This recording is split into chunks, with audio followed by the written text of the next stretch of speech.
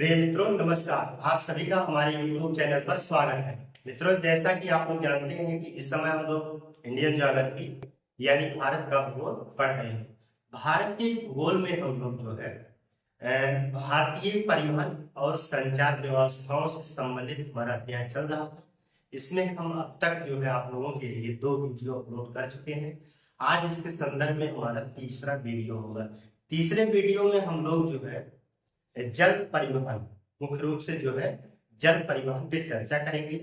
तो जल परिवहन क्या चीज होती है, कितने प्रकार के होते हैं, जल परिवहन या जल मार्ग प्राधिकरण की स्थापना कब हुई थी, तो देखेंगे आप जो है इसका मुख्यालय कहाँ है। तो इन सभी बातों पे हम लोग चर्चा करेंगे। और जो हमारे अंतः स्थलीय जलमार्ग है उनके बारे में भी हम लोग वैसे तो मुख्यतया जो है आप देखेंगे कि भारत में अब तक 11 अंतःस्थलीय जलमार्ग या अंतर्देशीय जलमार्ग बनाए जा चुके हैं। हालांकि उसमें से जो है 4-5 इंपॉर्टेंट है शुरुआत के, हम उन पे चर्चा जरूर करेंगे। तो इन सब बातों पे चर्चा करते हुए और आज हम लोग जो है बंदरगाह से संबंधित चीजों को देखेंगे। भारत में जो है 13 बड़े बंदरगाह है, उन सारे 13 बड़े बंदरगाहों में हम लोग चर्चा करेंगे। तो आइए हम लोग जो है आज स्टार्ट करते हैं जलमार्ग। ठीक है, तो हमारे अध्याय का नाम है भारतीय परिवहन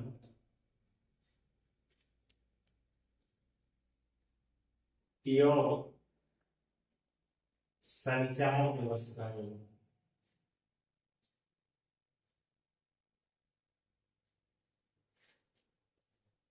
इसमें से आज हम लोग पढ़ेंगे जल मार्ग।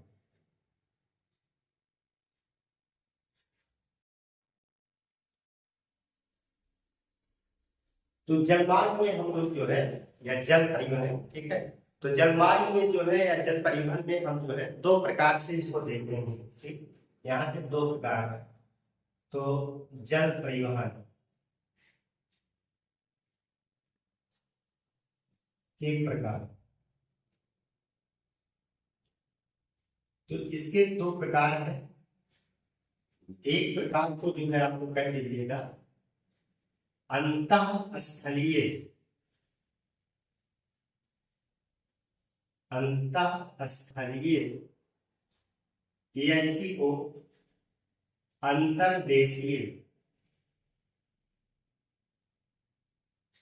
अंतर्देशीय जलमार्ग। और दूसरा हमारा हो जाएगा अंतरराष्ट्रीय,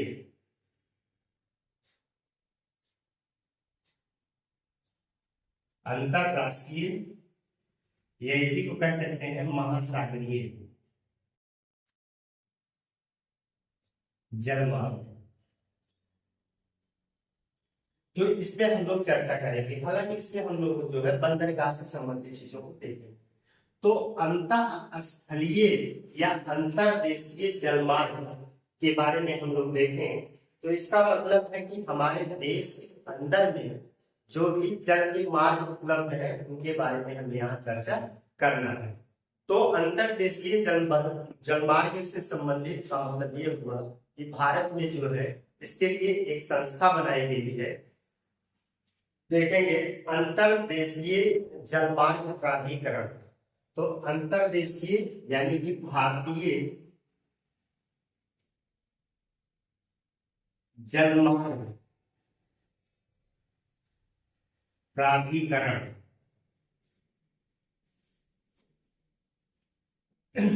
प्राधिकरण की स्थापना नोएडा में की गई है। नोएडा, नोएडा कहाँ है? उत्तर प्रदेश में नोएडा में प्राधिकरण की स्थापना नोएडा, नोएडा में की गई है। यानी कि इसका मुख्यालय जो है नोएडा में। यह क्या करता है? यह जलमार्ग से संबंधित चीजों के रख रखाव, विकास और विनियमन का काम करता है। तो यह है जलमार्ग से संबंधित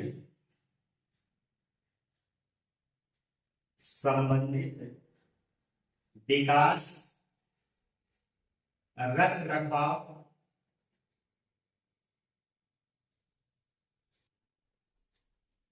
रखाव एवं विनियमन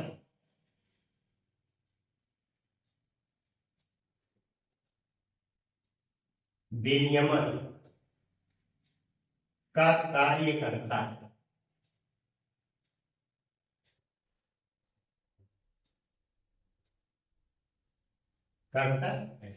और जो है एक केंद्रीय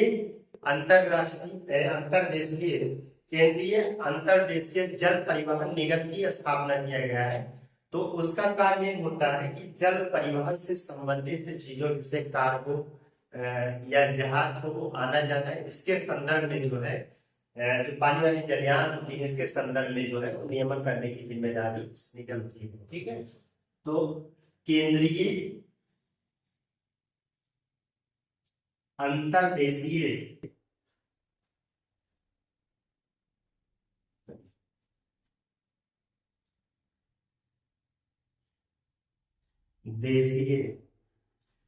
जल परिवहन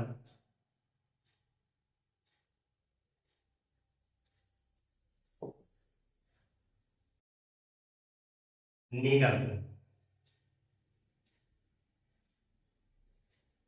की स्थापना कोलकाता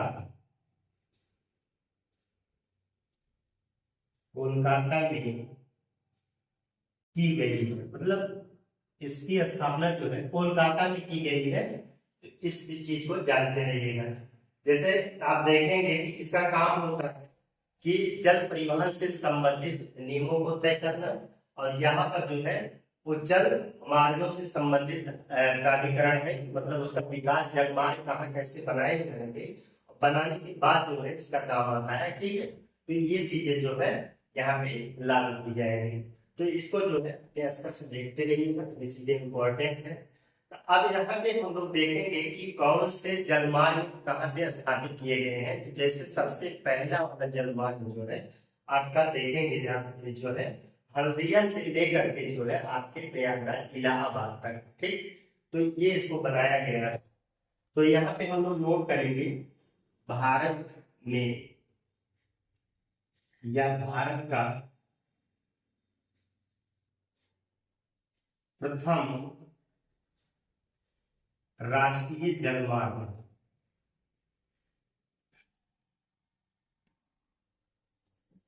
राष्ट्रीय जलमार्ग नंबर 1, यानी कि प्रथम है तो नंबर 1 ही हो जाएगा। इसको जो है आप देखेंगे हल्दिया से, हल्दिया कहाँ है? पश्चिम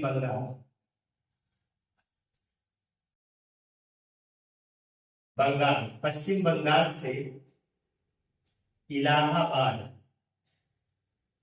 हालांकि इलाहाबाद नहीं कहेंगे, यानी कि प्रयागराज। ठीक है, तो इलाहाबाद को जो है आप लोग यहाँ पे प्रयागराज, या इसको जो है प्रयागराज, उत्तर प्रदेश तक जो है बनाया गया है। अगर इसकी लंबाई की बात करें, लंबाई देखें तो इसकी टोटल लंबाई जो है आपकी 1620 किलोमीटर है। 1620 किलोमीटर इसकी लंबाई बनाई गई है। इतनी दूरी तय करती है। तो इसमें भी खंड वाइज दिया गया है।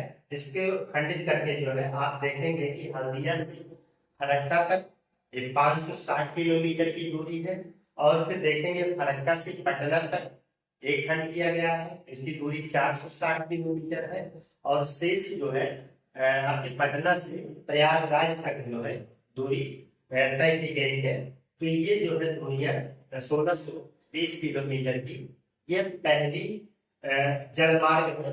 पहले जलमार्ग को जो है आप लोग बिल्कुल जानते रहिएगा, ये अंतरराष्ट्रीय अंतरदेशीय जलमार्ग के अंतर्गत है। ठीक है, तो इसी तरीके से 5-6 अंतरदेशीय जलमार्ग हैं। उन जलमार्गों को हम लोग यहाँ पे नोट करेंगे और उनको देखेंगे। तो यहाँ पे देखिएगा कि आप दूसरा वाला हमारा जो है वो दूसरा वाला आपका सदिया से धुबरी तक है। सदिया से धुबरी तक है, 891 किलोमीटर की लंबाई में है। हालांकि सदिया और धुबरी जो है आपके असम में पड़ेगी, वो भी ब्रह्मपुत्र नदी पर। यहाँ की नदी का नाम आप लोग नोट कर सकते हैं, यह है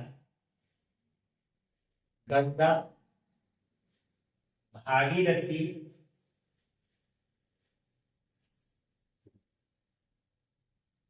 हुगली नदी पर है। ठीक है, तो इसका जो निर्माण किया गया है, ये गंगा, भागीरथी और हुगली नदी पर इसका निर्माण किया गया है। तो इन सभी बातों को आप लोग जानते रहिएगा। दूसरा यहाँ पर आपको लिख सकते हैं कि राष्ट्रीय जलमार्ग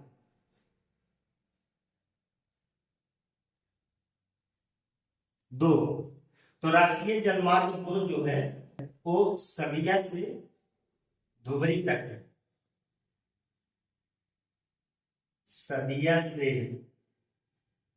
धुबरी तक 891 किलोमीटर। सदिया से धुबरी तक ये असम में है, यहाँ पे असम में लिख सकते हैं। असम में 891 किलोमीटर तक है। आप देखेंगे कि जो है यह ब्रह्मपुत्र नदी पर है, यह ब्रह्मपुत्र नदी पर है। तो ये जो है ब्रह्मपुत्र नदी पर बना हुआ है। तो सदिया से धुबरी तक है। ठीक है, इस चीज को जो है आप लोग नोट कर सकते हैं। इसके बाद जो है राष्ट्रीय जलमार्ग 3 की बात करेंगे। राष्ट्रीय जलमार्ग 3 कोटा पुरम से कोल्लम केरल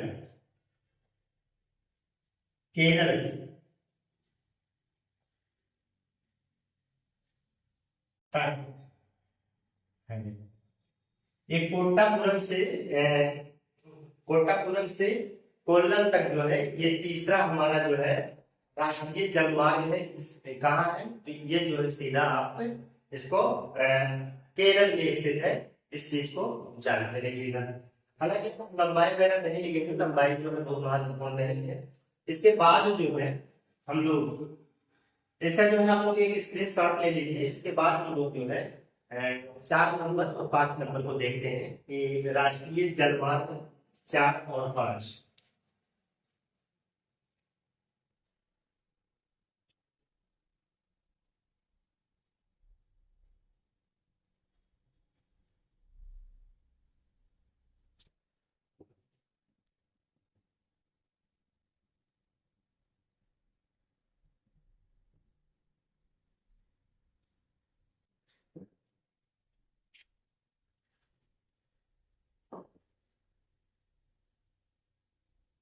राष्ट्रीय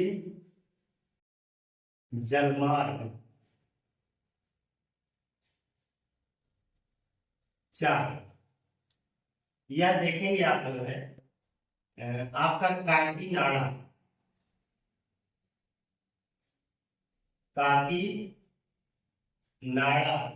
यानी कि आंध्र प्रदेश है।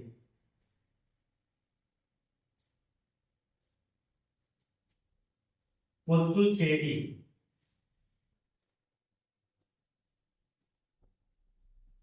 तक, पुदुचेरी तक है। इसके अंतर्गत देखेंगे आपका जो है राज्य इसके अंतर्गत कौन कौन से आएंगे। तो आंध्र प्रदेश,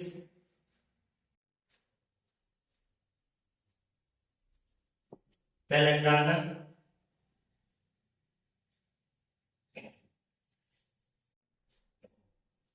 तमिलनाडु,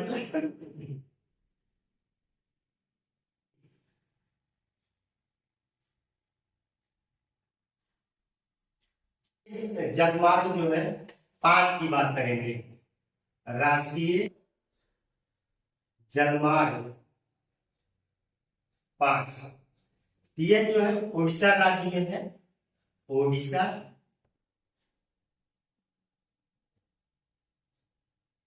एवं पश्चिम बंगाल में है। ठीक है, यहाँ पे देखेंगे कि जो है ये तलचर से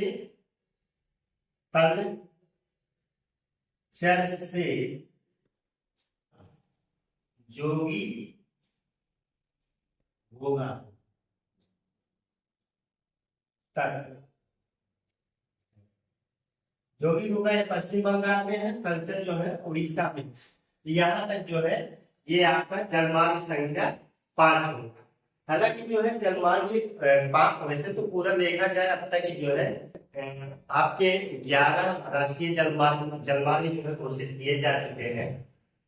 अब इसमें और भी राष्ट्रीय जलमार्ग घोषित किए जा सकते हैं, लगभग संख्या 111 होने वाली है।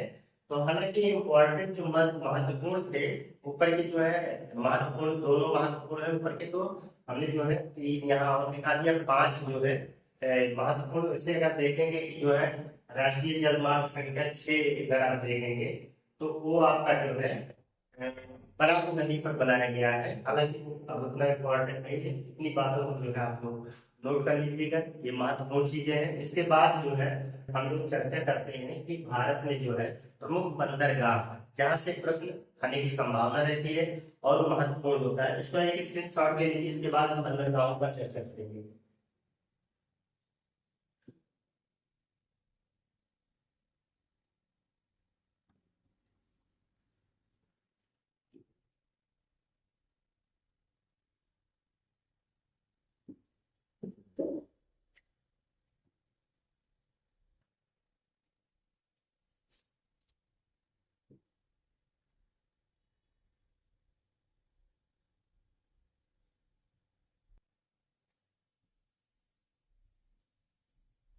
भारत के प्रमुख बंदरगाह, वैसे भारत में प्रमुख रूप से जो है आप देखेंगे कि 13 बड़े बंदरगाह हैं और लगभग जो है 200 छोटे बंदरगाह हैं। तो यहाँ पे हम मुख्य रूप से जो है 13 बड़े बंदरगाहों की बात करेंगे। परीक्षाओं की दृष्टि से ये टॉपिक बड़ा ही इम्पोर्टेंट है कि बंदरगाह भारत में कहाँ कहाँ है, किस साइड में है। तो आइए हम जो है इस चीज को मैप के माध्यम से समझने का प्रयास करते हैं। तो आप देखेंगे कि यहाँ पर बंदरगाह जो है, हमें भारत का मैप बना लेते हैं ताकि चीजें जो है आसान हो जाए और फिर जो है पढ़ने में थोड़ा सहजता हो जाए। यहाँ पे जो है हम भारत का एक मैप ड्रा कर लेंगे और इस मैप से चीजों को समझेंगे।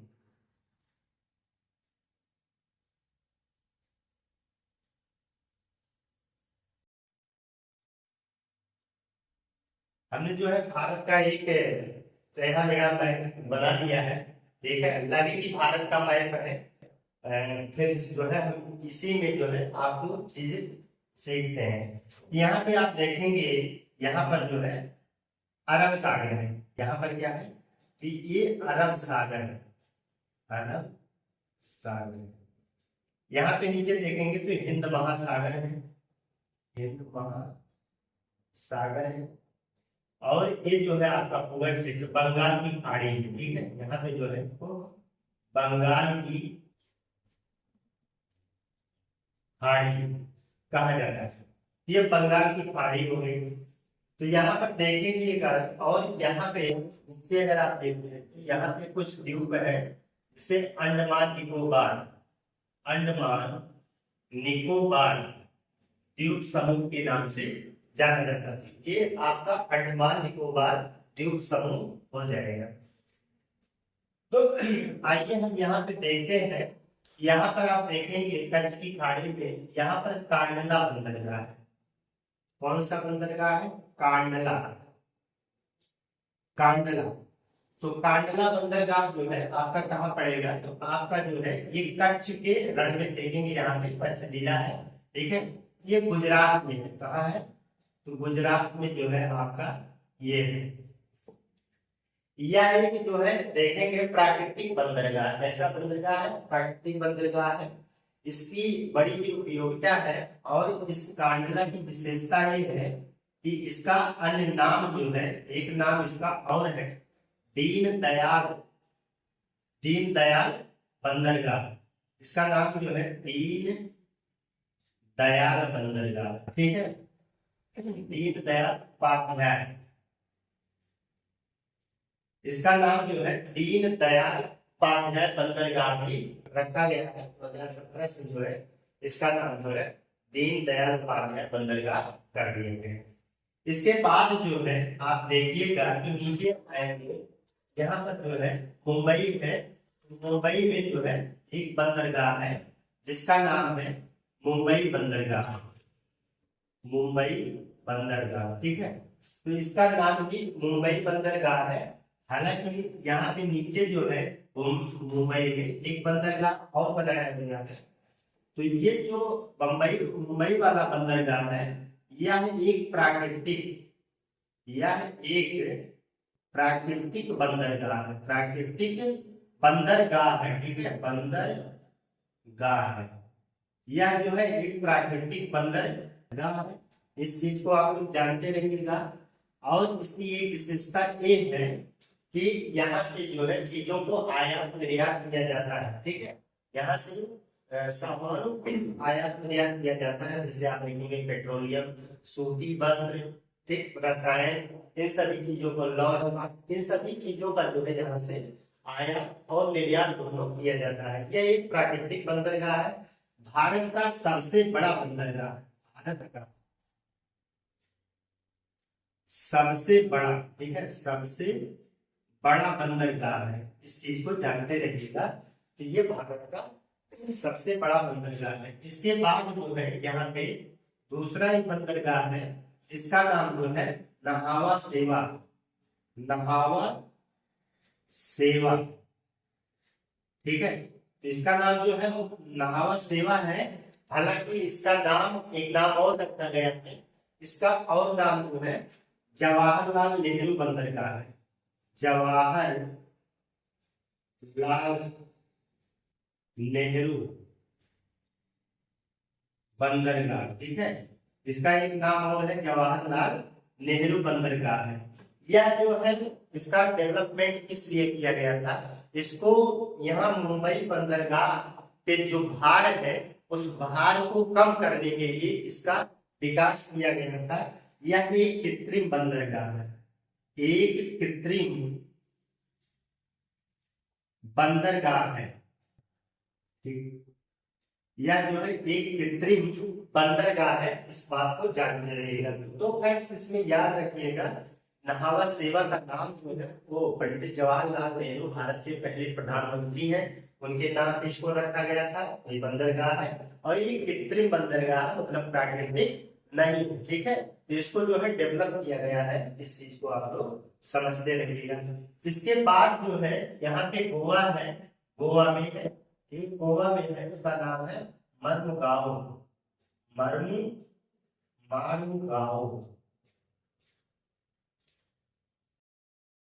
मार्मुगाओ, ठीक। ये जो है मार्मुगाओ बंदरगाह जो है ये ऐश्वरी पर स्थित है। यानी कि आप देखेंगे कि एक नदी है जिसका नाम है जुआरी नदी। यह जो है जुआरी नदी के मुहाने पर स्थित है, जुआरी नदी के मुहाने पर,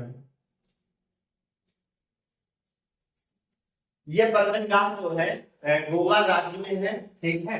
यहाँ पे हम गोवा में लिख देते ताकि आप लोग क्लियर रहे। गोवा यहाँ पे लिखा नहीं है कि गोवा राज्य में है। ये जुआरी नदी के ऐश्वरी मतलब मुहाने पर जो है ये बंदरगाह स्थित है।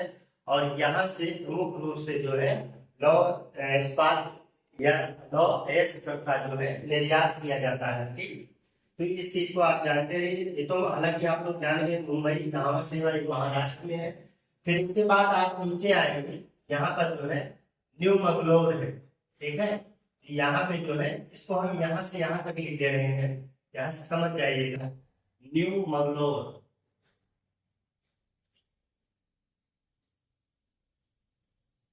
न्यू मंगलोर कहाँ है? तो कर्नाटक में है। कहाँ है? कर्नाटक। हम नोट कर दे रहे हैं, ये आपका कर्नाटक में है। इसका भी विकास जो है इसके लिए किया गया है, तो ज्यादातर यहाँ से लौ एस का निर्यात किया जाता है। इसके बाद नीचे आएंगे, तो नीचे आएंगे तो यहाँ पे आपको कोची मिलेगा। कोची या कोचीन बंदरगाह। कोचीन बंदरगाह, कोचीन बंदरगाह कहाँ है? तो केरल में है। केरल में आप लोग जानते रहिएगा कि कोचीन बंदरगाह जो है वो केरल में इसकी स्थिति है। इसके बाद जो है यहाँ पे आएंगे तो तूतीकोरिन है। तूतीकोरिन, तो तूतीकोरिन बंदरगाह जो है ये है आपका बना हुआ तमिलनाडु में है। ठीक है, हालांकि हम यहाँ पे स्टेट को आप लोग को बताए थे कि मैप पे जो है स्टेट का स्टडी कर लीजिएगा कौन से राज्य कहाँ पर है। तो तूतीकोरिन जो है ये आपका इधर पड़ेगा, तमिलनाडु में है। इसी का नाम जो है, इसका नाम एक नाम और है, इसको जो है बीओ चिदम्बर नाग, चिदम्बर नाग, इसे जो है तूतीकोरिन को बीओ चिदम्बरम नाम से जो है जाना जाता है। तो ये जो है उस की बंदरगाह है, तमिलनाडु में है। इसके बाद आप देखेंगे ऊपर चलेंगे तो यहाँ पे जो है आपका चेन्नई है। चेन्नई है, चेन्नई बंदरगाह। ठीक है, तो चेन्नई हो जाएगा। चेन्नई के ऊपर आप चले जाएंगे, यहाँ पर जो है एक एन्नौर मिलेगा। एन्नौर बंदरगाह भी यहाँ पे है आपका। तो इसको भी याद रखिएगा कि एन्नौर बंदरगाह, जो चेन्नई बंदरगाह है ये भी काफी पुराना बंदरगाह है। तो चेन्नई बंदरगाह आप देखिएगा, हालांकि हम उसको मिटा दे रहे हैं अभी। तो चेन्नई बंदरगाह भी जो है ये जो है देखेंगे कि भारत का दूसरा बड़ा बंदरगाह है। ठीक है, भारत का दूसरा बड़ा बंदरगाह, भारत का दूसरा बड़ा बंदरगाह है। बंदरगाह, ये हमारे भारत का जो है ये दूसरा बड़ा बंदरगाह है, चेन्नई बंदरगाह। ठीक, चेन्नई बंदरगाह। हालांकि चेन्नई बंदरगाह की जो गहराई थी वो बहुत, गैस के तट पे जो है बहुत कम गहरा था, लेकिन इसकी जो सिर्फ बालू हटा करके जो है इसकी गहराई को बढ़ा दिया गया है। ये पोताश्रय के लिए अब बढ़िया बन गया है, काम करता है। इसलिए जो है चेन्नई बंदरगाह जो है अब जो है दूसरे नंबर पर सबसे बड़ा भारत का बंदरगाह। हालांकि पहला जो है वो आपकी मुंबई बंदरगाह है, इस चीज को जानते रहिएगा। इसके बाद जो है आप देखेंगे ऊपर आएंगे विशाखापत्तनम। विशाखापत्तनम ये आपका जो है आंध्र प्रदेश में है। ठीक है, आंध्र प्रदेश, ये भी जो है आपका आंध्र प्रदेश में है, इसको भी जानते रहिएगा कि आंध्र प्रदेश में स्थित है। तो ये सारे बंदरगाह, और ये भी तमिलनाडु में है। चंडीगढ़ तमिलनाडु आप लोग जानते हैं। स्टेट को आप लोकेट कर लीजिएगा, बहुत बड़ी बात नहीं है, स्टेट आप देख सकते हैं। ठीक, तो ये जो है भारत का दूसरा बड़ा बंदरगाह है, इस चीज को भी आप लोग जानते रहिएगा। अब फिर जो है यहाँ पे देखेंगे ये पोताश्रय है, मतलब पोताश्रय का मतलब यहाँ पर है विशाखापत्तनम। इस बात को नोट भी कर सकते हैं कि विशाखापत्तनम में जो है ये पोताश्रय मतलब बड़ी बड़ी जहाजें यहाँ पे रुकती हैं और उनके निर्माण तथा मरम्मत दोनों प्रकार के कार्य किए जाते हैं। अगर इसमें कुछ गड़बड़ी हो जाता है, कोई पोताश्रय मतलब गड़बड़ हो गया है, तो यहाँ पे इसकी मरम्मत कराई जा सकती है। इसके बाद आप देखेंगे उड़ीसा में है। यहाँ पर उड़ीसा में जो है यहाँ पे पारादीप है, पारादीप। ठीक है, तो पारादीप जो है बंदरगाह, ये मुख्यतः निर्यात के लिए जाना जाता है।